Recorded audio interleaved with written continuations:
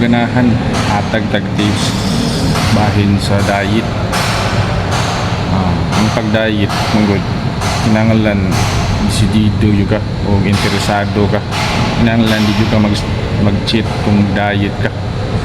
Kinahanglan tanan yung nga tamis nga makita ni mas palibot ang imong gikaon sa una nga mga tamis dili ni binan imo kaunon o na sa imuhang kumudayit ka. Nangilan jud nga mulikay nakatanan tamis ug sa kanang kanon kay naa diha ang pinakadaghan og asukar.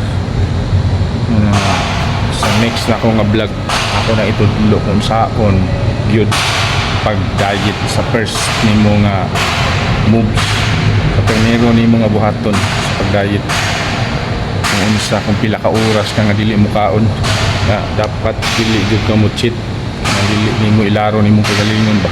Kinahanglan tanan nga gisulti na ako imo sundon sa sunod na ko nga vlog ako itudlo.